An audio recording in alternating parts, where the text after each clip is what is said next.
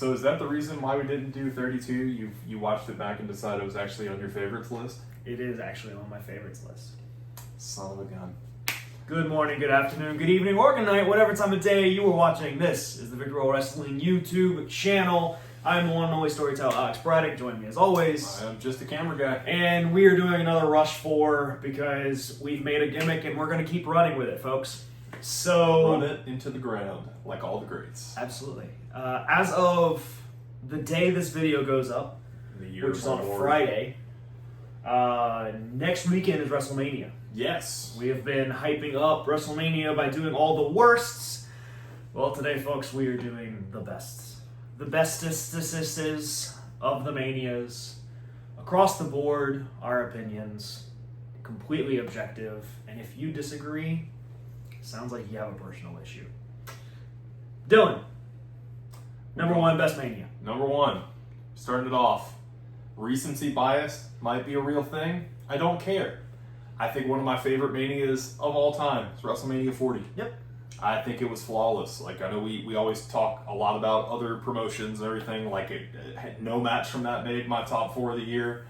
But I still think it's one of my favorite manias of all time. I mean, Yeah. top to bottom. I mean, Those two main events alone. Yeah, no, that is one of my top ones as well. I believe it was number 2 on my list, but we'll talk about it now. WrestleMania 40 was huge, man. Like, they really set it up like, hey, this is 40 years of Mania. Mm-hmm. The big fan turn, whether it was shoot or scripted, is kind of a thing. Everything we've seen, it seems to be real. And then The Rock said to Vince McMahon, you should call it sports entertainment. So anyway, all of the stuff around it, I think, just added to the lore and the mystique of it in a weird way. Because it was one of those times they could not have etched more into stone what they were going to do, and The Rock shows back up, and everything just gets dumped on its head. Yeah. And then you're sitting there going like, well, what in God's name are they going to do with this? And it's give you classics. It's give you 2 classics. Seth Rollins coming in night 2. He can't even stand upright. He slides into the ring and is pulling himself with 2 hands and the one working leg to get those spots in, tell that story. It was, man, fantastic. Yeah. It was a good time. And I mean, let's not discount, we had a pretty dang good Seth Rollins versus Drew in night 2. Yes. I can't even remember matches that were a part of this night. It was one of those, it was 2 nights of wrestling where I was entirely entertained. Yeah. I'm sure there are some down points if you go back and look for them, but for the most part, it was... This was the year Sammy beat Gunther. Yes. Beat the iconic Gunther reign, even though we thought it'd be Chad Gable. But anyway, that's our number 1, WrestleMania 40. Dylan, number 2. All right, number 2. Hopefully we have different ones on this. I sure hope so. Because if not, this video is gonna suck. Number 2 for me is gonna be the first Mania that I watched as a fan coming back into wrestling, and it is, I think I credit it for a lot of the people that I became such big fans of, and that was WrestleMania 31. That ladder match to kick the show off. Yep. I mean, Daniel Bryan and Dolph Ziggler just literally headbutting each other, and you're watching their foreheads well up as they're just bashing heads into each other. Yeah. All the way down to the heist of the century. I mean, top to bottom, it was a pretty flawless card, except for Bray Wyatt losing. That is not as bad of a character death as you think it is. It's not. The fact that it happened during the daytime and they didn't push that to further back in the card, so you've got, as they refer to it, on the bonfire, they talk about daytime evil, seeing goth people at the beach. It's you're not scary here. Yeah. Now, if I see you in an alley later, you're terrifying. Right. But right now, that mystique goes a little bit. Yeah. But it was a competitive match. It was still a good match. Yeah. I think that was the only thing that I think wish it went differently. Yeah, I think it definitely, if there was a win at Mania, that character development would have grown to something bigger, which we eventually did get with the Fiend and all of that. But the loss itself wasn't the burying moment. It was all the creative afterwards. Yeah, I think it was really just where they went afterwards, but I think it was kind of the linchpin. Yeah. But still, I think that's one of those Manias. That Good old Vickham doesn't know how to do spooky unless it's the Undertaker, because he just stands big and tall, and that's how he's spooky. Well, I remember watching like Taker's debut at that SummerSlam match against Hogan. He comes out, and kids are crying, and he's done nothing. He has walked out and looked forward, and he has not jumped in anyone's face. He hasn't done anything. The lightning hasn't hit, and kids are crying in the front row. And you fast forward, and like I know people are more cynical now, but man, like all the spooky stuff those two could have done, it was like, let's do it in broad daylight. Yeah. I was like, ooh, but it happens. Still a great Mania. Yeah, it's still a good Mania. And my number 2 is WrestleMania 31. I'll keep talking about it. This is the same year that we had Sting versus Triple H in a match that should have never happened. Oh no, it should never have happened. We had maybe what was the final John Cena versus Rusev, which is not a great match, but it's a decent match. I mean he comes out on a tank. Rusev, it's great. It was a fun match. I would not say a great match. And we won't talk about the rumors about the tank. Terminator entrance. Which made for a great figure. And great WWE 2K DLC / character development. But at the end of the day, overall, that Mania was still top of its class. I mean, we've got the heist of the century, like you said. Two choices that we looked at and we're like, we hate both of these. We just had... Actually, no, 32 hasn't happened yet. So I was going to say we just had a Mania last year where we didn't have anybody that we wanted, and now we have a Mania. But no, WrestleMania 31, Lesnar, Roman. This is right before like the big climb of Roman. This is kind of the first initial push. No, that's a lie. Roman won. This is the Royal Rumble where The Rock comes out and holds his hand up and is confused because everyone's booing. This is the start of the booing of Roman and the big dog coming to the house. That was the I can, I will run, which I was still kind of behind him at this point. Like I was like, look, man, he was part of the Shield. Like I got it. There's at least that little bit of love for him. And then Seth rolls out and curb stomps him and Brock straight to hell. And I was like, this was the right option. Thank you. Yeah. And it's great. It worked out. We got the heist of the century. We got one of the greatest WWE tag titles. WWE Championship runs with Rollins. Just that cemented him as a star. That visual of him sprinting down that rampway with the briefcase just flying down. Look, I chills thinking about it. It was such a moment. And who knew there'd be memes almost 9 years later because of what he did at WrestleMania 40. Yeah. Dylan, I'll go ahead and take number 3. Go ahead. My number 3 is none other than WrestleMania X7. X7? Okay. X7. I mean, look, that's a solid pick. It's solid top to the bottom. You know, you have the classic Rock and Stone Cold. Is that it? Am I thinking of the right one? I've made this hope so. Ages ago. So first off, we're going to go ahead and mention, hey, Paul, if it's not, correct us. Thanks, Paul. Love you, buddy. I do not believe this is the Hogan Rock. I believe Hogan Rock was 21. So I'm going to say Rock Stone Cold. This was the same year that we had, I believe, Jericho and Triple H. Solid matches across the board. I'm sorry that I'm not good at talking about things because, once again, I make a list ages ago when we come up with these ideas, and then I don't refresh before we start filming. I'm sorry, I'm not a professional. Dylan, what's your number 3? I'm going to just skip over it now. Number 3 is a Mania that I went back. I think every single one of these is one that's probably semi-recent just because that's when I've paid the most attention. Yeah. This was one of those ones I watched 31 and I was like, let me start going backtrack and let me really take everything in that's happened the last couple years.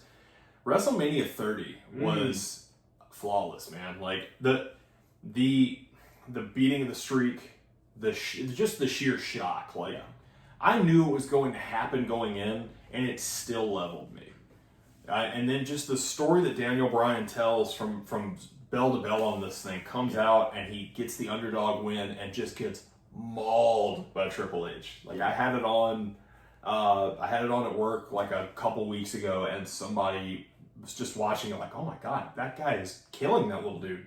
And I'm like, yeah, would you believe that he wins the championship later in the night? Yeah. It's like, no chance in hell. I'm like, and that's why it's the greatest story they've ever told. It is a great story. I mean, the moment, the confetti, like Conor the Crusher on his shoulder, like, I just, fantastic. You had so much, like, just so much rich storytelling in those two matches. You know, the streak, Hulk Hogan coming out calling it the Silver Dome. You just got history, top to bottom. That's true. WrestleMania 30 is one of those, man. Like, it hit me just right. Yeah. 30 was going to be on my list, and I took it off. I put in X7 because, very much to what you were saying, it is the recency. Like, not biased, but it is all the ones that we've watched. And so, going back to X7, I've watched it once all the way through and been like, hey, these are really good matches. This is a very good Mania. Yeah. But I took 30 off because I have a slight curveball in my next one. But with 30... we also had the potential for a lot more. Yes. Cesaro winning the first ever Andre Giant Battle Royal. Yes. Basically, we're like, okay, cool, they're going to boost Cesaro. Awesome. And then he stayed in the mid-card tag division forever, which sucks because he's actually doing great stuff now. Kinda. VKM fumbled, guys. You fumbled. It's good old Vickham. Yeah, man, 30 was great, even with the streak ending, which I feel like that's what everyone holds on to. That's your two big stories. It's also Cena Bray Wyatt. Yeah, Cena Bray Wyatt, which was fantastic. The build to that was unreal. Yeah. So, it was a good time. That's another time where Bray should have won. Yes. But it didn't. I don't think it was a burial or anything like that. I think Bray Wyatt being the delusional, I'm going to destroy you, and losing didn't hurt the character at that point. Not at all. Because he was the wacky cult leader that had to be vanquished. It fit. And then going back, looking at it now, if it wasn't for that match, we would have never had the 2020 Firefly Funhouse. Yes, which is one of the greatest matches. One of the greatest on one of the shittiest cards. Yeah, it's pretty bad. We talked about that in our worst Mania video. Check that out there. 13 minutes. Okay. So you go back and... I gotta let the editor know. No swearing. Stupid. Dylan, number 4 for your Mania. What you got, bud? Again, of all the great Manias that we have had, I think the ones that you watch live hold a more special place than like the ones you go back and watch. Yep.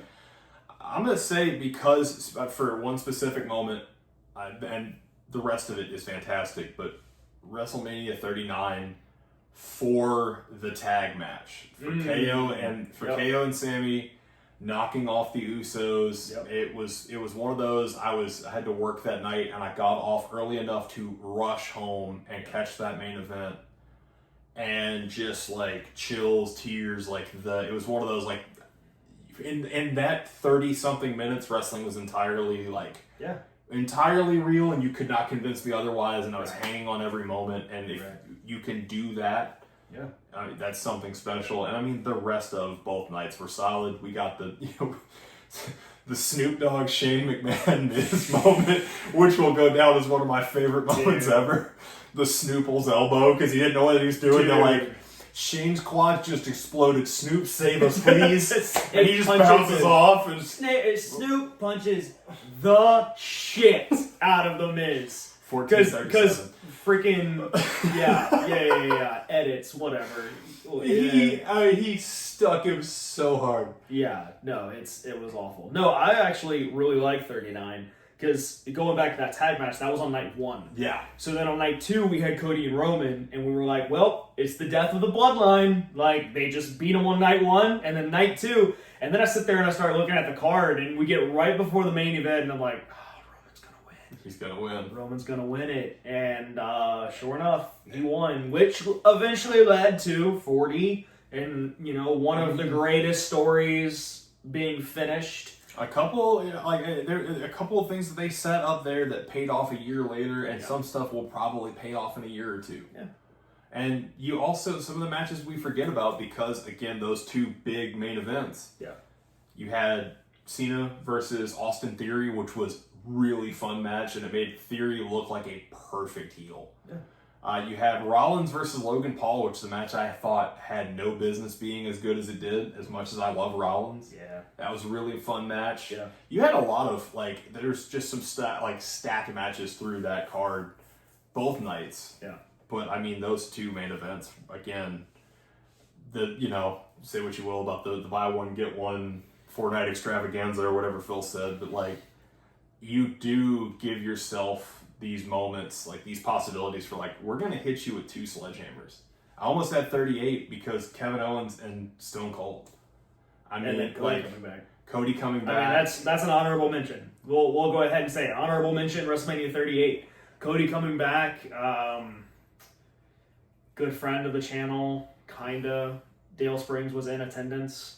I remember him calling me and being like, "You'll never guess." I'm like, "What happened?" He's like, "I literally got a ticket, walked into the building, and that's when Cody's music hit."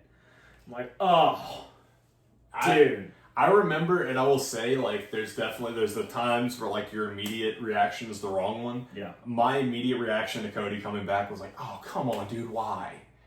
And I'll tell you, that was the best thing he could have done, and it was a great thing for him, and it was a great thing for AEW because they both went their separate ways and found their thing, and it worked, and just rolled. It worked better for both parties. Absolutely. Dylan, my number 4. Hit him with it. WrestleMania 32. That's why we didn't do the watch along. No. I said a curveball earlier because I don't know how many times that I've said I haven't seen this Mania, but after looking at the card, I realized I have just watched half of this Mania or more than half of this and not realized that I had. Oh, man. This is the 7.5 hour extravaganza WrestleMania 35. Woo! It was a fun one, but it was a fun Mania. This is Kofi Mania. Yep. This is Rollins Beast Slayer. Yes. This is Becky 2 belts. When they moved Rollins versus Lesnar to the front, I was like, "Oh, awesome! Rollins is going to get killed in 2 minutes." And they kicked off the show with a banger. I was like, "Well, Lesnar's about to kill Rollins in 2 minutes so he can go home," and then they just killed it. Yep. It's like, "Oh, we're starting this thing off with a bang." Yeah. No. So 7.5 but words English. 0-1 Alex. Sorry, Jordy. So stupid.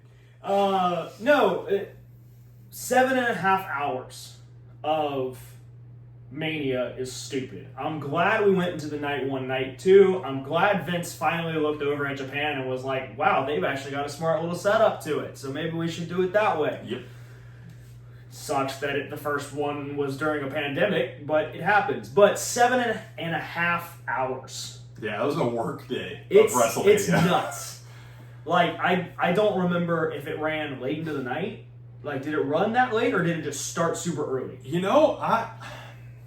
I remember it starting kind of earlier. Yeah. I'm sure it ran both. Probably started earlier and ran later. And ended late. But yeah, man. But I remember every now and again, okay, how many more matches? We have how many more matches left? What? But they just kept delivering. Yeah, they just kept going. WrestleMania 35. I highly suggest you just check out the matches and not watch the whole event unless you're crazy. Or you have a whole workday to kill. And you don't have microphones and cameras set up on a couch. So whether it's been a good morning, good afternoon, or good evening, or good night, if you have enjoyed this, hit the like button, hit the subscribe button. We have more content coming. Go check out our Dynasty reactions, because those are going to be out. Sure are. We're recording this in a different time space. We're time copping. And then stay tuned for Armenia predictions, reactions. Let me go ahead and say it's going to be night 1 predictions, night 1 reactions, night 2 predictions, and night 2 reactions.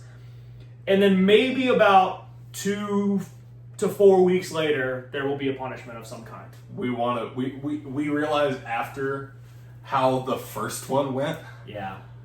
We're like, we're not going to really top this Yeah. easily. Yeah. And so we said we were going to hold it off 2 big shows, and I think none bigger than the Showcase of the Immortals. Absolutely. And so we're going to take a little time. I think if I win, I've got my idea for what I want to do. As a punishment? As a punishment for you. Okay. And we will see what happens. I feel like if it's me, I feel like I'm taking like a light tube to the forehead or something. I don't know. I'm going to be picking with all brain, no heart. We're going to see. But, yeah. But whether it's been a good morning, a good afternoon, a good evening, or good night, stay tuned to Victory Roll Wrestling. Stay tuned to the Victory Roll in general. More news on that to come. And thank you for joining us. Really still are hung up on that whole couch microphone thing, right? You're just Yeah. going to keep dangling that out there? Yeah. It's really just hanging from the ceiling. Just feels like low-hanging fruit at this point, but